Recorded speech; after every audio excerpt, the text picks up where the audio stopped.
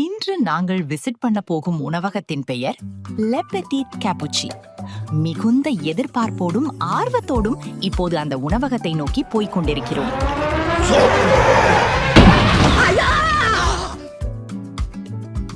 உலக புகழ்பெற்ற கால்டன் மில்லோ வழிகாட்டியின் அங்கீகாரத்தை பெற்ற இந்த உணவகத்தின் பின்னால் இலங்கை தமிழரான ஒரு திறமையான சமையல் கலை நிபுணரின் உழைப்பும் அர்ப்பணிப்பும் இருக்கிறது.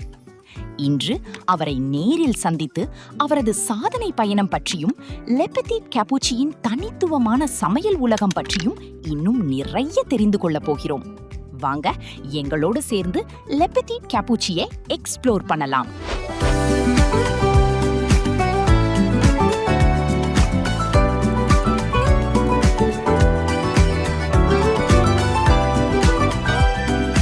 நீங்கள் இந்த ரெஸ்டாரண்ட் வேலைக்கு அந்த புளோஞ்சரா தான் வேலைக்கு வந்தீங்க? நான் புளோஞ்சரா தான் வேலைக்கு வந்தேன். அப்போ உங்களுக்கு முன்னுக்கு ஒரு ஷெஃப் இருந்திருப்பாரு. அந்த ஷெஃப் உங்களுக்கு ஊக்கம் தந்தாரா இல்லை நீங்கள் ஊக்கமாக அவரோட சேர்ந்து வேலை செய்த பல? நான் தான் ஊக்கமாக வந்து இது என்ன சொல்ல தெரிய முடியும் வந்து அதாவது 10 மணிக்கு வேலைக்கு நான் சரி 9 மணிக்கு வந்த காலங்களும் இருக்கின்றது. அதாவது ஏதாவது வந்தால் ஏதாவது பார்க்கலாம், ஏதாவது பழகலாம், பேர்கள் எழுதலாம். நான் வருகின்ற சாமான் குமான் பண்ண சாமான்லாம் நான் தான் அடுக்குவேன். அந்த பச்சூர்வலை எல்லாத்தையும் எடுத்து வச்சு இது என்னென்ன சாமான்னு சொல்லி போட்டோ எடுத்து என்ன பேர் என்னத்துக்கான என்னென்னு சொல்லுவாங்கன்னு சொல்லி எழுதுகிற பழக்கம் இருந்தது. அதிகமாக வந்து குப்பியில் எழுதி வச்ச வழக்கங்கள்லாம் நான் கூட அதுதான். அது ஒன்று.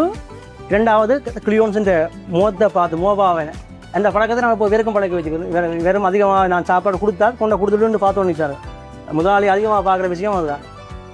ஒரு சமையற்காரரின் வெற்றியை அளவிடுவது அவரது சம்பளத்தால் அல்ல, அவரது சமையலுக்கு உலகம் தரும் அங்கீகாரத்தால் தான்.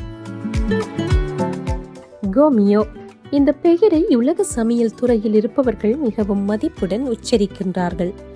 பிரான்சின் மிக உயரிய உணவக வழிகாட்டுகளில் ஒன்றான இந்த அங்கீகாரம் யாருக்கும் எளிதில் கிடைத்து விடாது.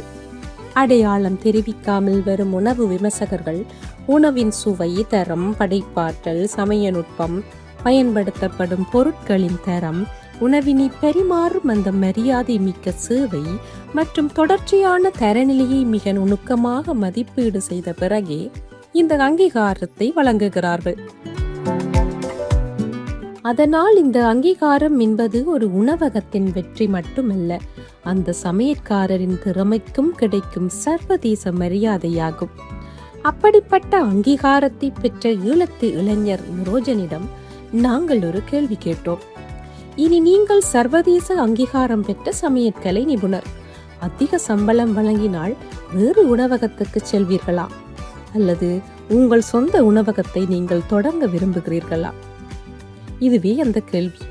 அவர் மீண்டும் மீண்டும் சொன்ன ஒரே ஒரு வார்த்தை, ஆம், விசுவாசம். அந்த ஒரு வார்த்தைக்குள் எவ்வளவு அர்த்தங்கள் அடங்கியிருந்தன தெரியுமா? தான் பணிபுரியும் உணவகத்தின் மீது உள்ள பற்று, தனக்கு வாய்ப்பளித்து நம்பிக்கை வைத்து நிற்கும் உரிமையாளர் மீதுள்ள நன்றி உணர்வு, அதையும் தாண்டி தனது சமையல் தொழிலின் மீது கொண்டிருக்கும் அளவிட முடியாத காதல், அவற்றை பற்றித்தான் அவர் பேசிக்கொண்டே இருந்தார்.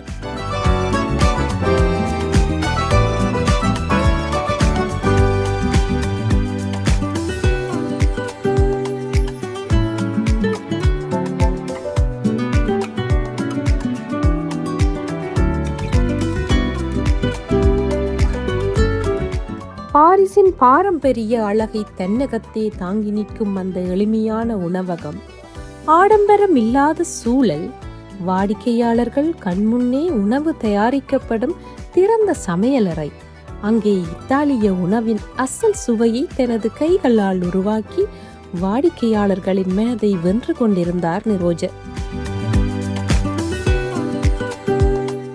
அவரது சுறுசுறுப்பும் பணிவும் தொழில் மீதான அர்ப்பணிப்பும் ஒவ்வொரு நொடியிலும் வெளிப்பட்டு கொண்டிருந்தது. அவரது உணவக உரிமையாளரும் அதே எளிமையோடு ஒரு உரிமையாளராக அல்லாமல் ஒரு பணியாளரைப் போலவே அனைத்து வேலைகளிலும் கலந்து செயற்பட்டு கொண்டிருந்தார்.